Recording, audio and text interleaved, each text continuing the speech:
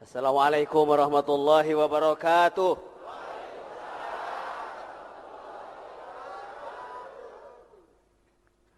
Alhamdulillah rempeg perentul. Pada malam ini alhamdulillah pembina pengajian tabaruk untuk sudur telah hadir, di mana beberapa malam beliau bukan absen tapi ancang-ancang untuk loncat. Ada SMS barusan lagi turun ke sini, mohon jawaban katanya. Apa betul ada dosa yang tidak bisa ditebus dengan sholat, dengan zakat, saum, haji, umroh, kecuali ditebusnya itu dengan susah payah mencari nafkah rezeki? Apa iya betul ada? Kata saya ada. Dosa apa itu? Dosa malas. Orang lain usaha, dia tidur nyenyak, makan lahap, tapi usaha nggak mau. Assalamualaikum warahmatullahi wabarakatuh. Assalamualaikum warahmatullahi wabarakatuh. Bismillah, alhamdulillah, wassalatu wassalamu ala rasulillah wa ala alihi washabihi wa mawala. Amma ba'd. Saya tidak sempat salin dulu karena memang tidak datang untuk tampil. Karena saya sudah lihat ada anak saya, ada Al-Mukarram yang lain, karena itu datang di belakang ngumpet udah. Mohon maaf ini masih pakai baju besi karena baru selesai rapat. Saya tidak akan ceramah. Barangkali para ikhwan akhwat ada pertanyaan-pertanyaan yang perlu diperjelas. Silakan. Langganan. Assalamualaikum warahmatullahi wabarakatuh.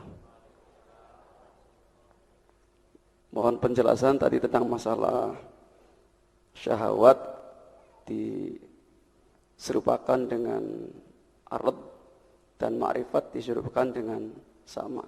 Wajah syabahnya apa? Terima kasih. Yang lain.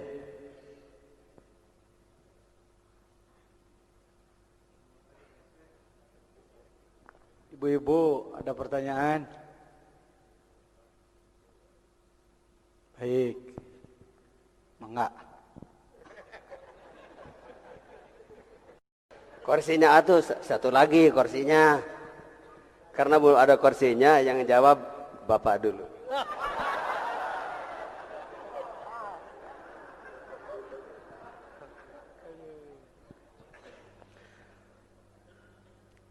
Kita mengenal istilah nafsu, syahwat, hawa. Bedakan antara hawa pakai ha, karena itu bahasa Arab pakai makhraj. Kalau ha besar di dada, ha. Kalau ha kecil di tengah tenggorok, ha. Hawa, hawa. Abina Adama wa ummina Hawa. Wal hawa hamani. Nafsu, hawa, syahwat. Sebelum saya membantu menjelaskan, menambah penjelasan,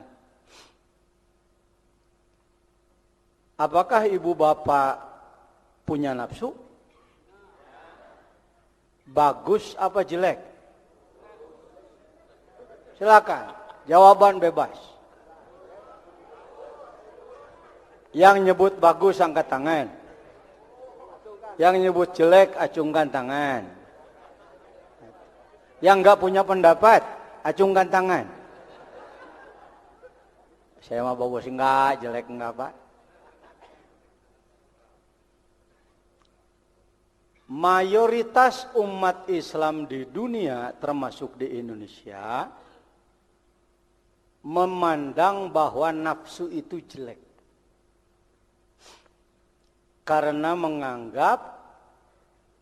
mengidentikan nafsu itu dengan marah.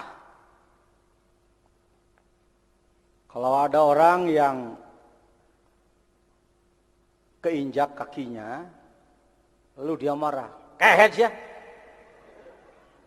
ditinjak cokor aing babel.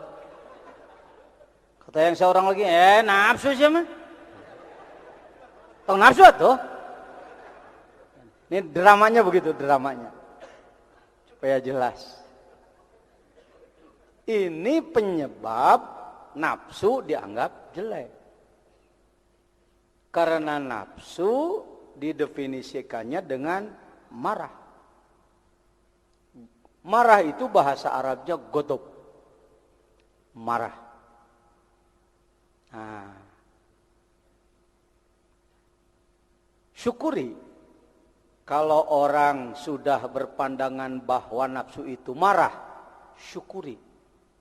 Loh, kok disyukuri Pak Jajan? Sudah punya pendapat. Daripada tidak punya pendapat sama sekali. Ini Pak Jajan jadi begini setelah belajar dzikir. Belajar menghargai orang. Jangankan yang baik, yang jelek pun masih dihargai. Karena yang jelek itu calon baik. Jangan dikira yang baik itu tidak pernah jelek. Jadi yang baik mantan jelek. Bagaimana memperbaiki yang jelek? Itu tugas dakwah. Bukan mencerca yang jelek, menjempol-jempolkan yang baik, itu bukan dakwah. Itu hakim, itu dewan juri. Kalau dewan juri yang baik, baik, jelek, jelek, itu dewan juri. Kalau dai, bagaimana yang jelek menjadi baik? Karena itu kalau saya ditanya, siapakah dai paling unggul, dai yang akmal, pengesabah. Karena beliau selalu memperbaiki yang jelek, menyembuhkan yang sakit. Di antara pasiennya Pak Jajan.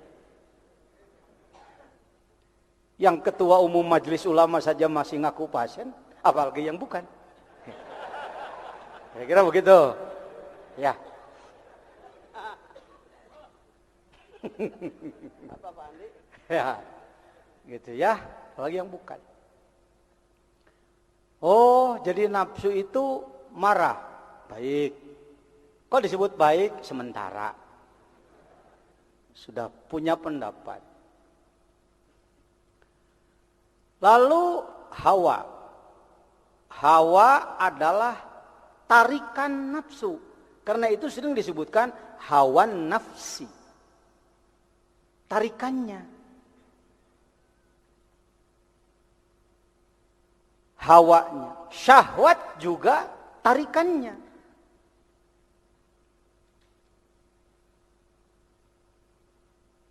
Bagaimana pandangan kita terhadap hawa dan syahwat?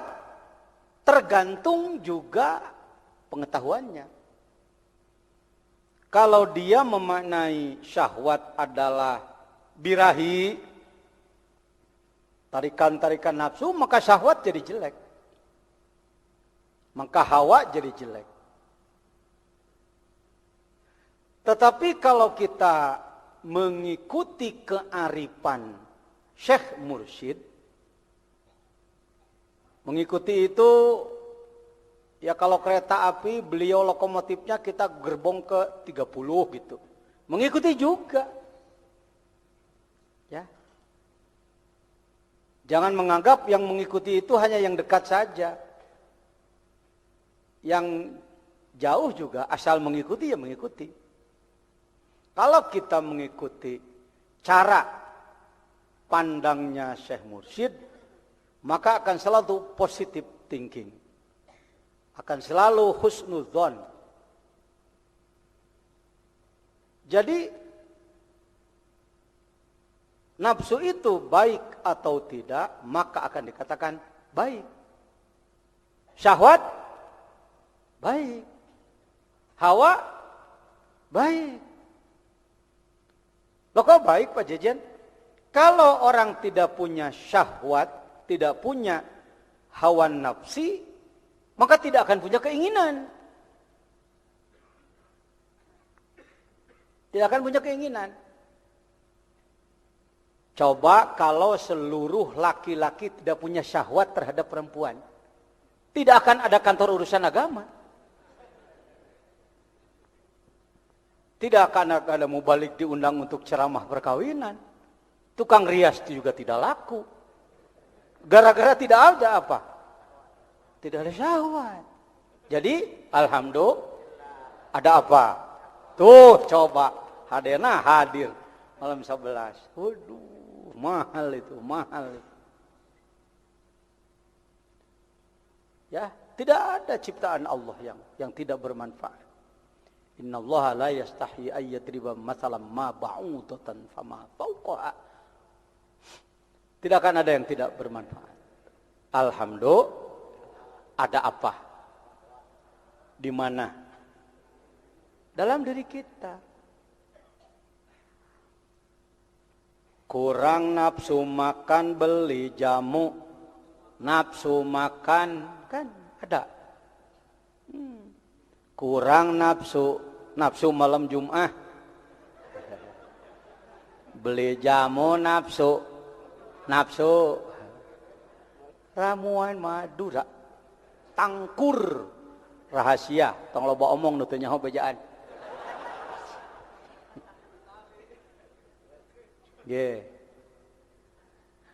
Nah, kurang nafsu sholat beli jamu. Apakah sido muncul sudah membuat jamu nafsu sholat? Air mancur sudah membuat jamu nafsu sholat? Apakah ibu dan bapak sudah punya jamu nafsu sholat? Sudah. Nu diterangkeun ku Neng tadi, jeung ku Asep, zikir itu. Jamunya itu. Oh, bulet. Alhamdulillah. Mengapa tadi di dalam kitab disebut ardi? Disimbolkan dengan kerendahan. Kalau di dalam Al-Quran Allah mencontohkannya kepada Nabi Musa alaihissalam. Fakhla na'laik. Lepaskan sandalmu. Sandal yang dimaksud bukan nakhal, bukan na'laik. Artinya Nabi Musa harus lepas alas kaki.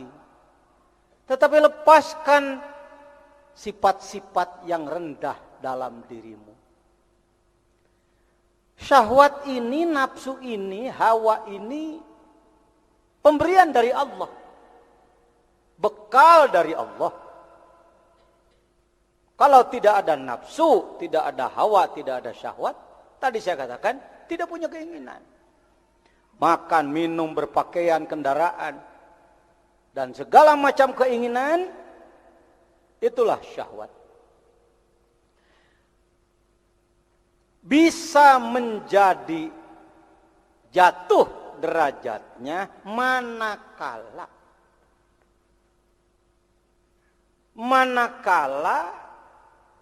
si syahwat, si nafsu menarik orang ini kepada akhlak yang tidak sesuai dengan aturan Allah.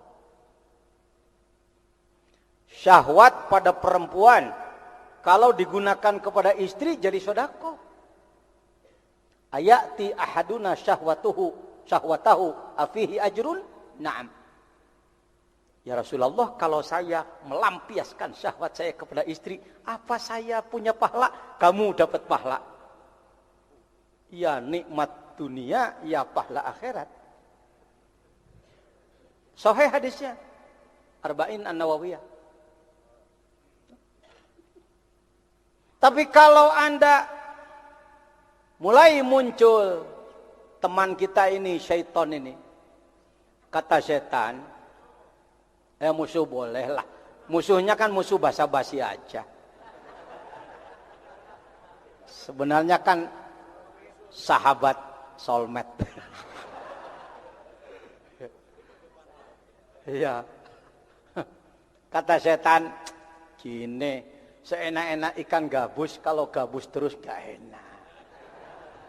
Coba sekali-kali ikan peda. Lain dah. Pikir-pikir iya ya. Kalau aku perempuan, lalu barangku diberikan pada orang lain, kok nggak copot? Nggak pecah. Sebenarnya kan vitamin ya. Ini bahasa setannya nih. Jangan dulu membenci. Ya. Bener juga ya. Lagian orang nggak ada yang tahu kan ya. Dan di Indonesia kan musim di mana-mana.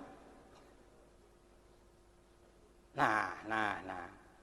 Syahwat, nafsu bergabung dengan syaitan. Akhlak karimah, akhlak sayyi'ah. Akhlak baik, akhlak buruk. Nah, yang buruk-buruk ini tinggi apa rendah? Kalau diibaratkan tinggi rendah, langit apa bumi? Si nafsu, si syahwat, si hawa menjadi sederajat dengan bumi rendahnya karena dijadikan alat kepada akhlak yang buruk. Ya, makan. Boleh apa enggak makan? Makan untuk menyegarkan badan. Kalau badannya masih, kesegarannya tergantung pada makanan. Yang disebut alam asbab. Silakan rasakan. Ada orang yang makannya 40 hari sekali, nggak usah bingung. Wah, itu gimana mungkin? Nanti gizinya repot amat. Yang menghidupkan itu Allah. Tahu tongeret? Nah, neng bahasa Indonesia tongeret teh. Apa? Kalau ini ayahnya, saya bapaknya gitu. Bapak kurang apa? Nah, tongeret. Tolet. Nah, tongeret itu namanya. Dengar-dengar tongeret makanannya apa? Makanannya angin. Pada tahu. Enggak makan buah-buahan, enggak. Hidup. Ada yang makan seminggu sekali orang itu. Ketika memang Allah berikan kemampuan, kesegaran tubuhnya bukan karena makanan. Ada yang 3 hari sekali, ada yang sehari 3 kali. Ini kita kan sangat kental bermadhab ke barat, itu tadi diterangkan oleh Cep Dadang. Bermadhab ke barat, mengikuti. Jadi makan yang sehat itu adalah harus 3 kali karena kalori. Nah, ya perhitungannya pakai perhitungan gituan. Akhirnya tidur pun harus 8 jam. Sedangkan mulai tidurnya jam 10. Kalau jam 10 malam, 10, 11, 11, 12, 12, 1, 1, 2, 2, 3, 3, 4, 4, 5, 5, 6. Maka bangun jam 6. Kenapa bangun jam 6 atau jam 7? Untuk sehat. Kenapa?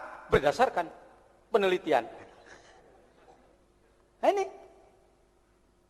Jadi nafsu syahwat hawa kalau dia tidak dikendalikan, maka dia membawa diri kita kepada akhlakus sayyi'ah, pembantahan terhadap Allah, maka menjadi kal ardi, bagaikan bumi. Tetapi kalau si nafsu dikendalikan dengan nurullah, dengan cahaya Allah, untuk menghasilkan nurullah, maka kita belajar zikir. Ternyata dengan zikir yang ada belum juga menghasilkan nurullah, maka kita mencari guru. Itu yang saya katakan. Kalau hari ini di dunia, gak bicara dunia dulu lah, Indonesia saja, jumlah umat Islam kurang lebih 200 juta, dewasa 100 juta, yang sudah belajar thariqat kira-kira 10 juta, maka yang belum adalah 90 juta. Itu kenapa kami selalu mendorong anak-anak siapapun untuk menjadi dai thariqah. Bukan untuk kebesaran thariqah, bukan untuk membesar-besarkan Suryalaya, bukan. Kalau musim penyakit, yang sakit harus diobati. Untung kalau yang sakit memandang bahwa obat adalah obat, maka dia akan mencari itu, kalau diberi akan dimakan. Karena dia sadar bahwa dia sakit dan ini obat. Kira-kira ketangkep nggak omongan saya? Ya mohon ditangkap lah. Dah hese yang ngomong gitu, hese. Yang mikir itu. Ayat ceramah hafalan, ada ceramah himbauan, ada ceramah filsafat, ada ceramah kepemimpinan, yang di dalamnya selalu ada daya ungkit, ada unsur tanggung jawab, ada arah, ada target, macam-macam, bobot ceramah macam-macam. Baik, saya ulang, sampai di mana tadi? Kalau musim wabah penyakit, maka yang diperlukan adalah obat. Kalau masyarakat yang sakit mengenal obat dan memandang bahwa obat adalah, maka dia akan mencari, kalau diberi obat akan memakan obat. Coba diulang, Bapak. Terjadi, terus tuh ente mah teka tangkapnya ngomong saya. Kalau terjadi wabah penyakit, maka sangat diperlukan untuk kelancaran pengobatan. Maka si sakit harus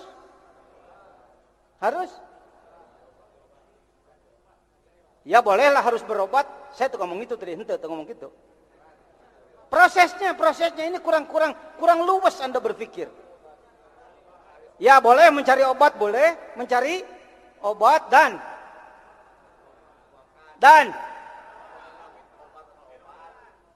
nggak ketangkep. Dan harus punya keyakinan bahwa itu adalah obat yang bisa mengobati. Baru akan terjadi proses pengobatan. Kalau sudah terjadi proses pengobatan, maka bisa diharapkan kesembuhan. Itu maka saya katakan kepada para mahasiswa, para sarjana di IAILM atau dimanapun sekarang, sudah banyak perguruan-perguruan tinggi lain yang ikut pola IAILM, pesantren sarjana. STAI Sukabumi, 700 calon sarjananya bulan kemarin di pesantren, kilatkan dulu di pesantren Az-Zainiyah, pesantren kami. Kenapa? Karena ingin pembekalan tasawuf. Baik. Jadi harus punya keyakinan bahwa itu adalah obat yang bisa, bila mana si orang yang sakit sudah berpandangan bahwa, maka proses pengobatan akan semakin lancar. Tapi bila terjadi wabah penyakit dan orang yang sakit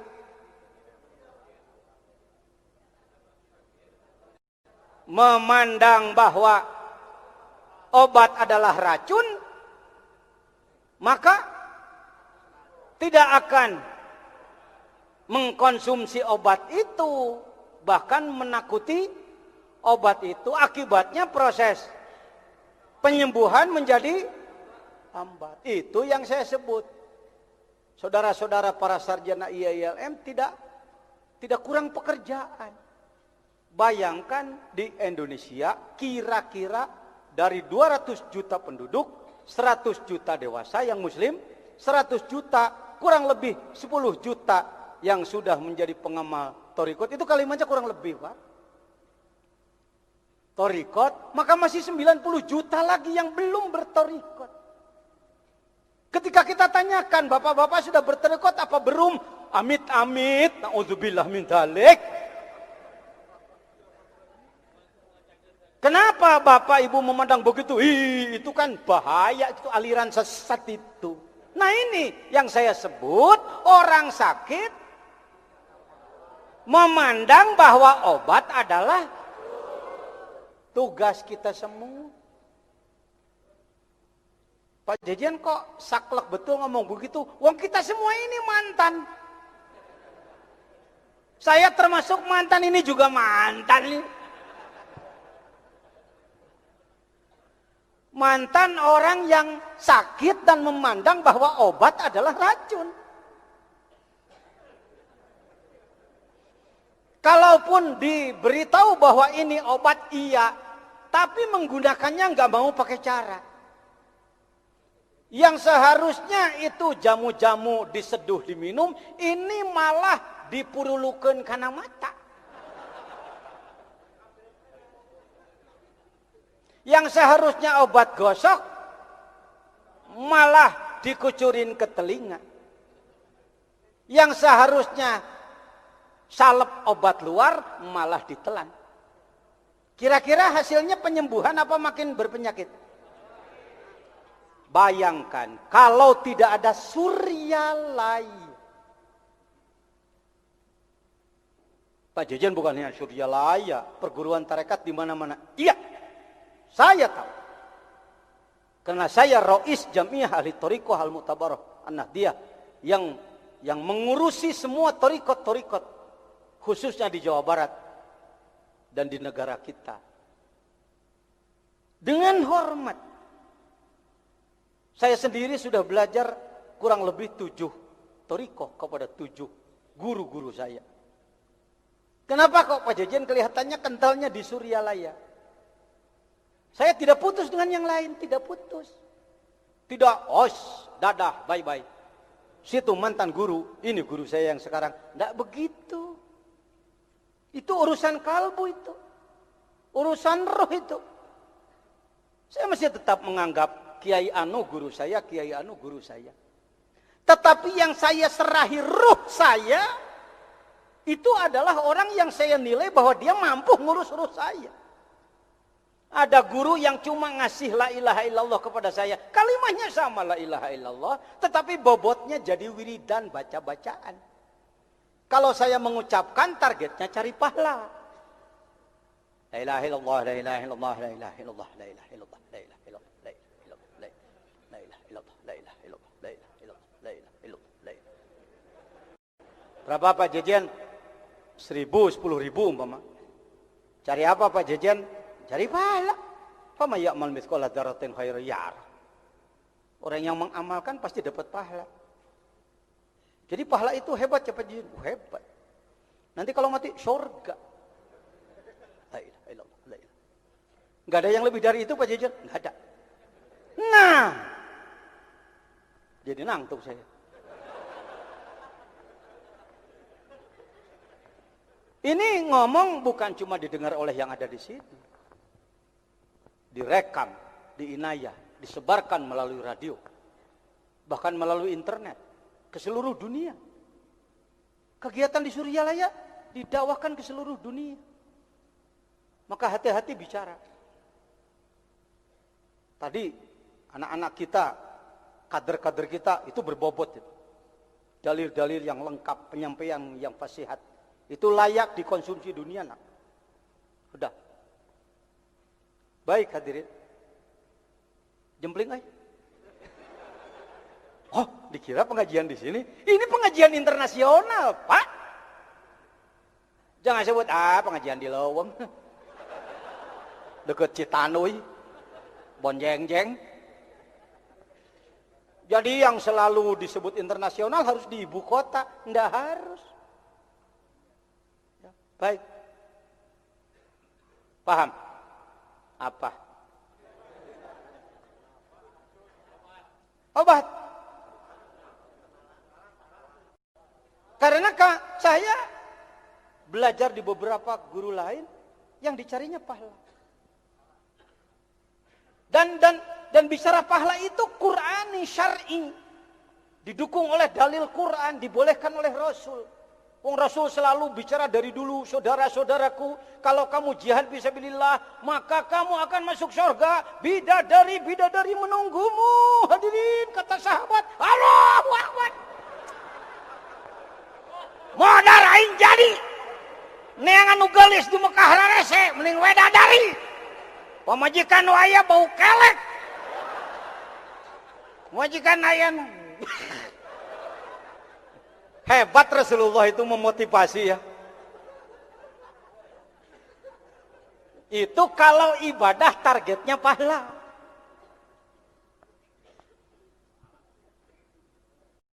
Kalau dapat pahala dari Allah itu hebat.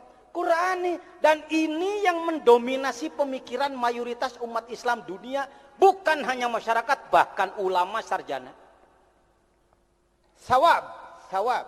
Pahala. Jadi Pak Jejen nggak boleh pengen pahala. Di tahap pengen pahala, harus pengen pahala dulu. Sebab dialah pembangkit untuk amal. Kenapa kamu beramal? Supaya dapat pahala. Jadi kalau nggak ada pahala, nggak amal. Oh, di kelas itu, ayo ngomong pahala terus. Tapi setelah Anda bertemu dengan mursyid kamil mukammil, pembimbing ruh yang sempurna, tidak akan banyak bicara pahala. Kenapa kamu ibadah? Karena syukur. Ya Rasulullah, kenapa engkau sholat sampai bengkak? Afala uhibbu an akuna abdan syakuro. Dosamu sudah diampuni. Rizki tinggal minta. Buat apa sholat sampai bengkak begitu? Pengen syukur.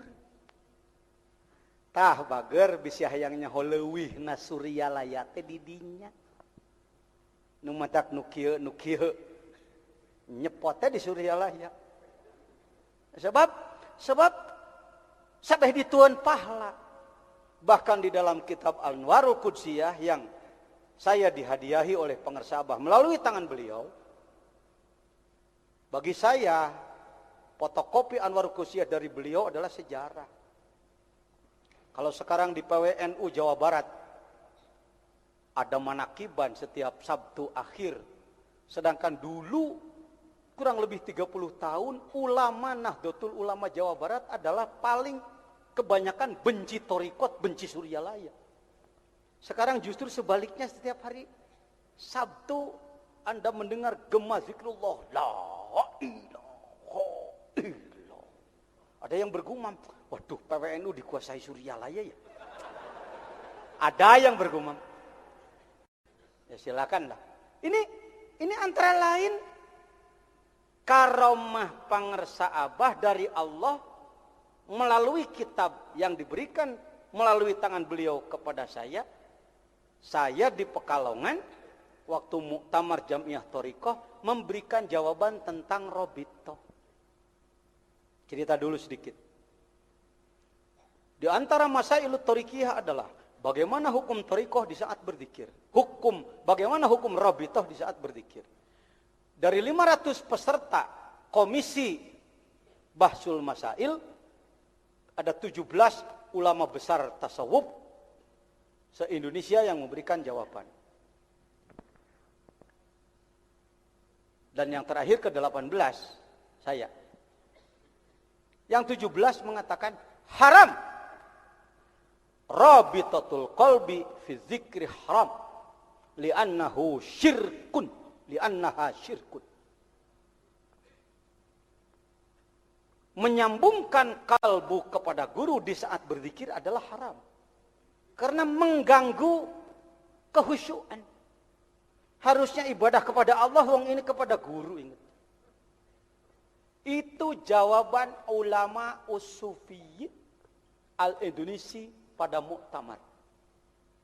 Dan ada nomor 18 ikut menjawab saya.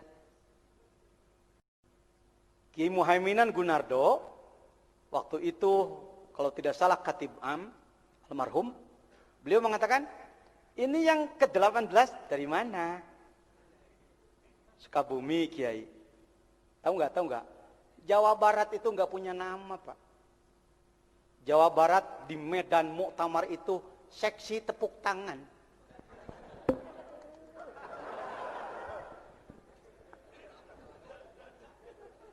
Kau yang disebutnya seksi emprak sih. Bengong kayak.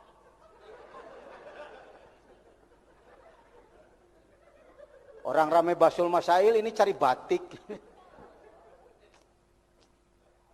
Nggak bisa nolak, karena wong saya saksi. Bagaimana? Suka bumi apa suka NU? Suka dua-duanya, Kiai. Saking guyone Ki Muhaiminan, ning wong cilik niki, kepada orang baru kayak begini, ini kok ada orang begini. Jawa Barat kok ikut-ikutan mau jawab, gak ada kamusnya. Kira-kira begitu. Ya belajar, Kiai. Ayo silakan. Karena anak bawang ya dianggap anak TK mau belajar ngomong. Mohon maaf al-mukarramin, para ulama sufi besar Indonesia. Saya orang bodoh dan saya orang baru. Hemat saya, Robitoh di saat berzikir itu harus. Ini berani amat anak. Yang 17 orang-orang besar yang sudah diberi soal 2 bulan sebelumnya, sudah mutolaah puluhan kitab, menyatakan, Kiai ikut gak waktu itu? Ikut ya? Nih ikut ya? Ikut nih Kiai Saleh. Banyak saksi saya. Ini malah anak baru nongol berani berseberangan. Tetapi di NU tidak dipangkas kalau berpendapat. Diberi peluang dulu untuk berargumentasi. Punya marojek, punya referensi atau enggak. Apa ada dasar, Kiai? Insya Allah ada. Yang saya bawa izin Allah karena saya peserta dadakan kitab Nuti Pangersa. Fotokopian. Saya ambil waktu mau berangkat. Barangkali ini manfaat. Ini karomah itu bukan harus melihat guru terbang. Bunuh orang dengan kedipat. Mati. Wah! Selalu Indonesia senangnya kantong ajaib. Sendal ajaib. Cincin ajaib. Mau yang ajaib nggak disebut ajaib. Sudah punya yang ajaib belum? Itu matamu ajaib. 40 tahun dipakai nggak pernah ganti oli. Ajaib. Itu kepunyaanmu ajaib. Kok kalau dekat-dekat yang bau-bau begitu bisa bangkit. Wabi anfusikum afala tubsirun. Gigimu ajaib. Kenapa tadinya nggak ada sekarang jadi sudah ada? Kalau sudah begini kok nggak terus panjang di sini? Yang ini. Alismu ajaib. Ini rambut kok ini manjangnya segini, ini kok nggak panjang begini? Remnya di mana? Ajaib. Ini kantong ajaib. Makanya semua balik pada la ilaha. Ya. Wah. Nah. Sampai di mana tadi?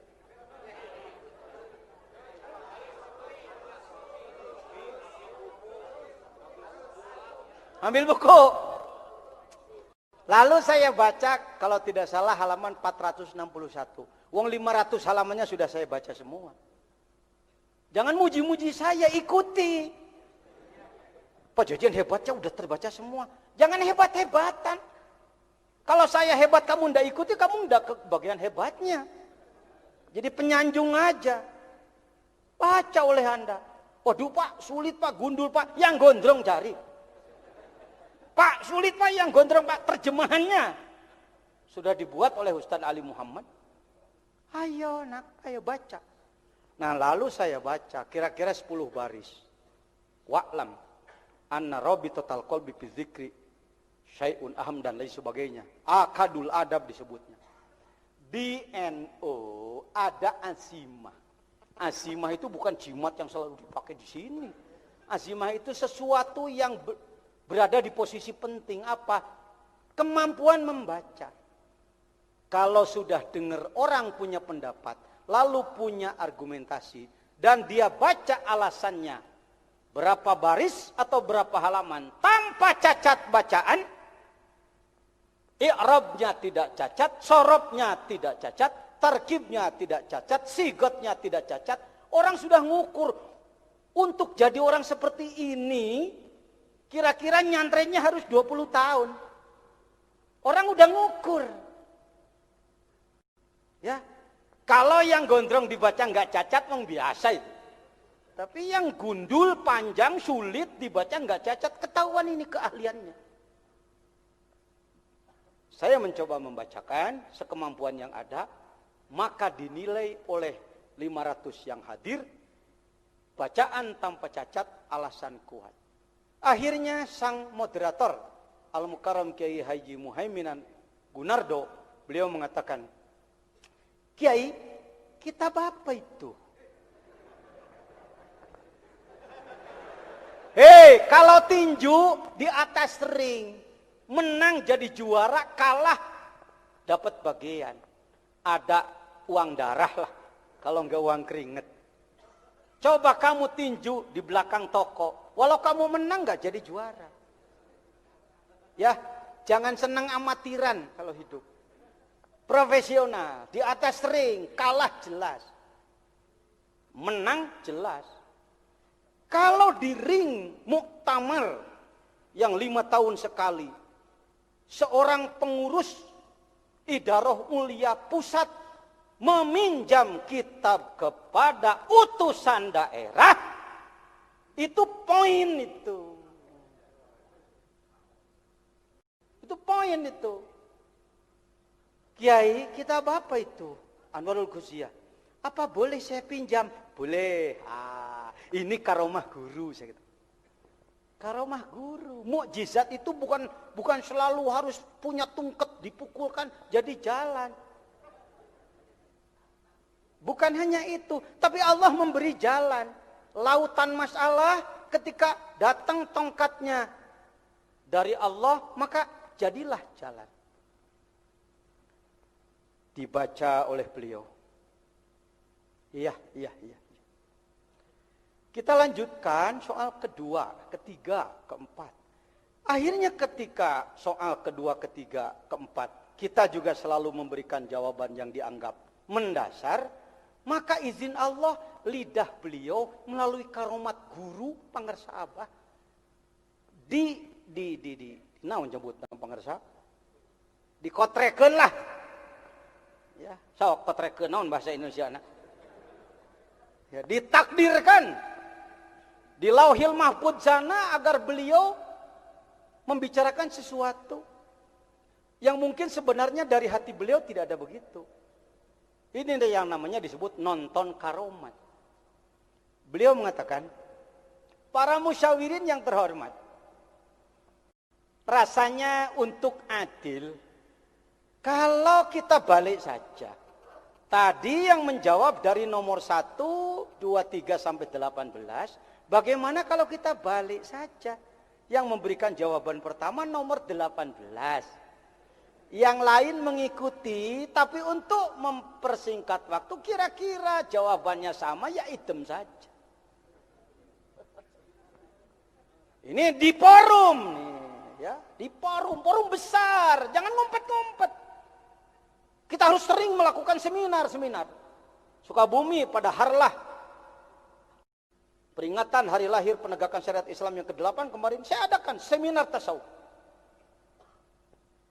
Karena di Sukabumi banyak kelompok Wahabi, saya undang Profesor Ahmad Tafsir yang terkenal sebagai orang Muhammadiyah.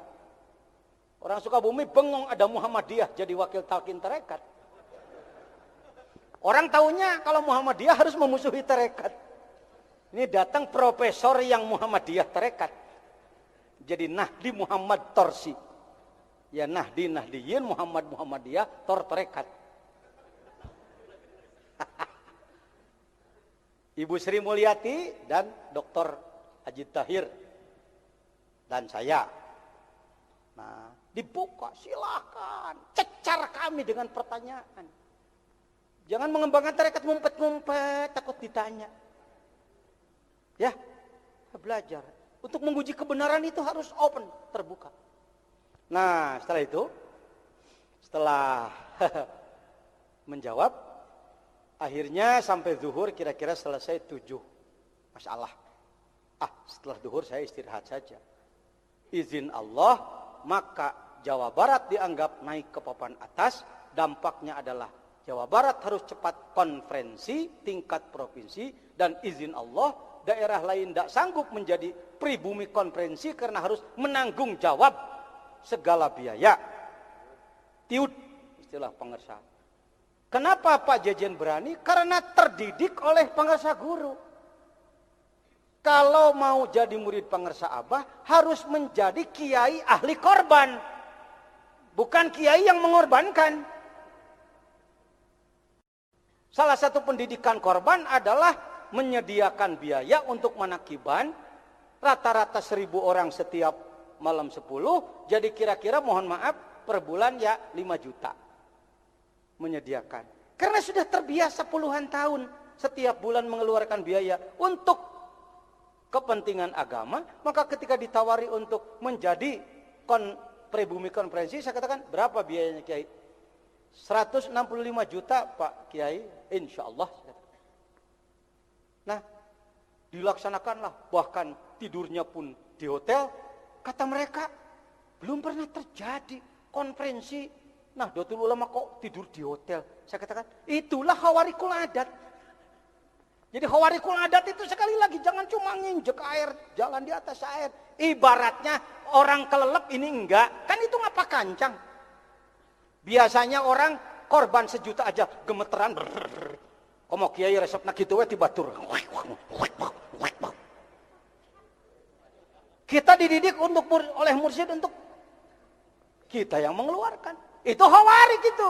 Luar biasa, biasanya narik ini ngeluarin. Ayo jangan ngejar-ngejar karomat yang neko-neko macem-macem. Karomah itu keluar biasaan. Biasanya jam 2 tidur ini bangun. Biasanya ngopi ini sholat. Biasanya ngerokok ini zikir. Itu khawarik itu. Ya. Utlubil istiqamah wala tatlubil karomah. Kejarlah istiqomah ibadah. Jangan kau kejar keluar biasaan. Wong luar biasa sudah ada pada diri. Baik. Singkat cerita.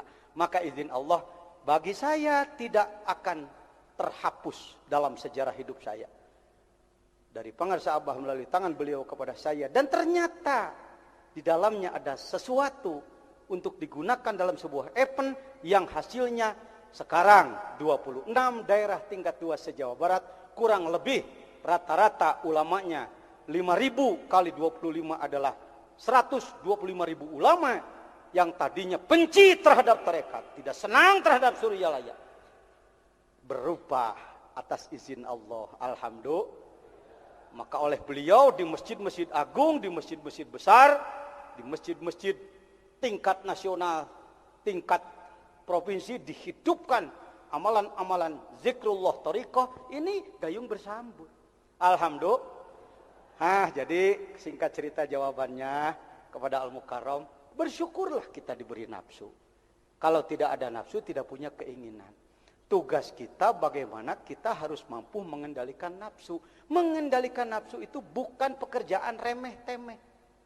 Lebih sulit daripada nyari ilmu. Lebih sulit daripada memimpin masyarakat satu kabupaten. Ngurus nafsu sendiri lebih sulit daripada memimpin manusia puluhan ribu. Ngurus nafsu itu ibarat ngurus singa yang buas. Baru dibawa dari dalam hutan. Senangnya apa? menerkam dan menerkam dan menerkam. Kita harus merubah dia dari singa buas menjadi singa jinak. Singa buas menjadi singa jinak harus dilatih apa enggak? Yang melatihnya pawangnya apa amatiran? Kalau amatiran ngurus singa buas, maka dia dimakan. Mengapa kita semua datang ke Suryalaya? Karena Pangersa Abah adalah orang yang sudah berhasil menaklukkan nafsunya, maka beliau oleh Allah diberi izin untuk membimbing nafsu orang lain. Paham? Cuman sekarang banyak orang ustadz pengen jadi ustadz kalbu, pengen jadi ustadz ngurus hati. Saya senyum, apa lu udah? Kalau cuma menerangkan, anak TK juga bisa. Kalau cuma menjelaskan, anak TK juga bisa. Kasih TK aja dia. Kalau cuma menjelaskan, tapi membimbing. Jangankan membimbing orang lain, membimbing diri sendiri saja sulit. Ya, masih panjang jawaban, karena itu saya serahkan pada beliau. Itulah Bazul Ashab. Ketika kami berdua menghadap kepada beliau, para sahabat, ini wajib kita syukuri. Kita bukan saya, bukan kami berdua, wajib kita syukuri. Yang tadi itu. Bisa obat jadi racun kan? Bisa racun jadi obat. Para sahabat bertanya, mustaq dari apa itu jajan itu? Pengambilan dari bahasa apa jajan itu, kata Abah. Kami berdua diam, nggak jawab. Beliau jawab, Zainal Abidin Abah. Ditambah ku Abah ya, katanya. Bazul Ashab. Saya baru dengar itu, Bazul Ashab. Tahu dulu Ashab. Ya, sahabat, Ashab. Ini sampai digerem, Bazul Ashab. Abah ngetes murid beradab enggak sama guru. Apa itu Baz? Kami berdua diam. Kalaupun tahu tidak perlu jawab, karena bukan nanya untuk dijawab. Raja Wali. Al-Ashab, Baz itu burung Raja Wali. Abah bilang burung Raja Wali. Tidak nyebut elang Abah. Burung Raja Wali. Al-Ashab, terbang melayang-layang. Kalau burung Raja Wali terbang melayang-layang, enggak merem matanya. Gini.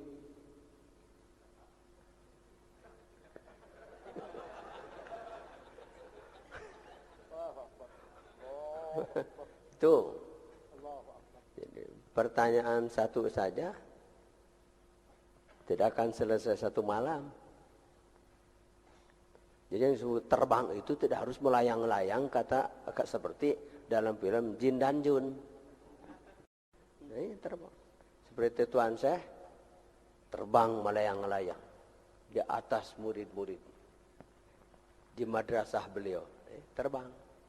Ilmu.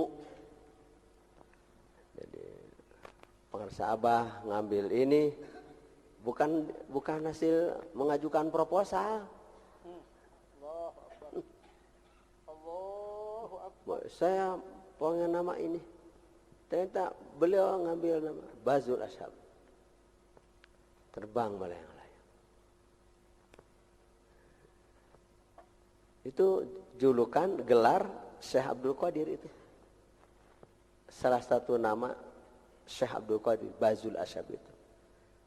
Burung Raja Wali terbang melayang-layang. Terus, ini kan politikus. Kalau saya mah politikus, saya mah. Ini politikus. Jadi Abah ngambil terus terbang. Dulu kepada saya pengarsa Abah mengatakan, masih jauh perjalanan teh. Loba keneh ulama can wawuh kana torekan. Nah, itu. Jadi perjalanan Suryalaya itu paling tidak untuk memperkenalkan kepada para ulama tentang thariqah. Baru diterangkan. Kan min bilisani qaumihi. Buktinya sampai diungkir balik. Dari nomor 18 dari nomor 1. Yang tadinya ikut yang 17, akhirnya yang 17 ikut yang 1. Kalau bukan dijungkir balik oleh ini, ini yang ngatur.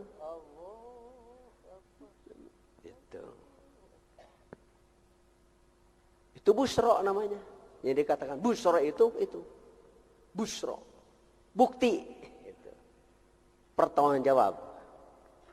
Kesaksian busro. Lahumul busro fil hayati dunya wa fil akhirah. Kesaksian, bukti. Ilmu. Jadi ilmu ulama layan bagi li muridin ayatasadda aw yatasaddara li sayyidnas illa an atalla ilmal ulama wa siyasatal muluk wa hikmatul. Beliau ngambil ahlinya. Gitu. Untuk pertanggungjawaban ilmu. Saya nerusin. Masuk Masjid Raya Jawa Barat, masuk Masjid Agung Tasikmalaya, Ciamis, Banjar, Pelabuhan Ratu, Garut, Subang, Purwakarta, Kuningan, sampai Kubah Emas, Atin, Sukabumi, terus Semarang, sampai Palembang, sampai ke Masjid Dunia, Masjid Istiqlal.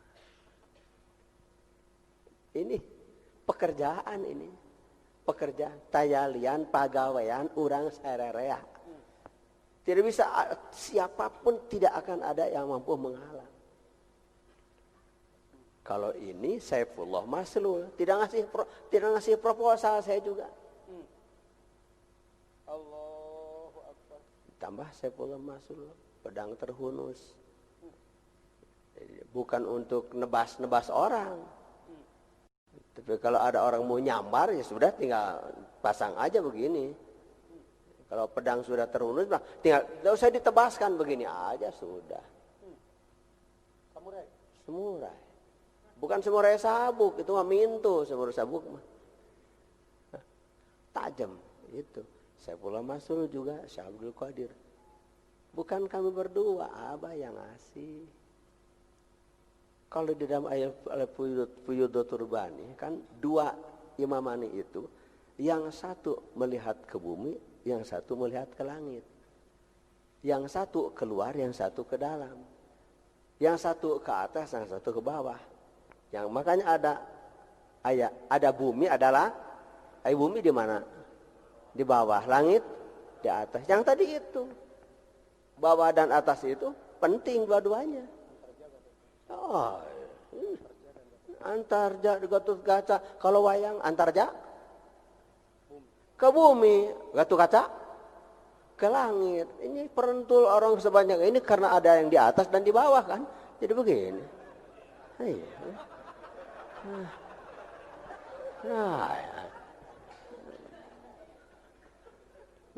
Nafsu dan ma'rifat itu penting.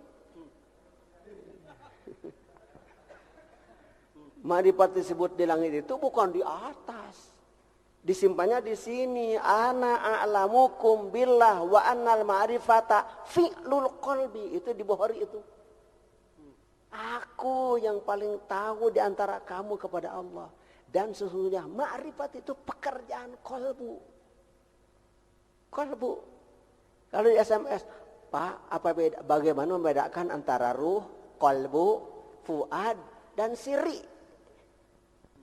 Kata saya, tulisan Anda SMS itu kan ruh, R-U-H. Kolbu, Q-O-L-B-U. Kan beda itu. Fuad, F-U-A-D, siri, S-I-R-R-I. Itu beda itu. Terus ucapkan. Kalau diomongkan, ruh, manyun itu, ruh. Kalau kolbu monyong dulu, baru manyun, kolbu. Beda itu.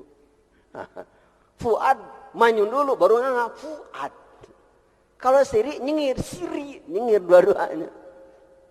Kalau sudah tidak ada tulisan, atau tulisan ada tapi mata merem, sudah tidak ada suara, suara ada tapi telinganya tuli, kolbu, ruh saya, kolbu saya, fuad saya, siri juga saya. Simpul itu.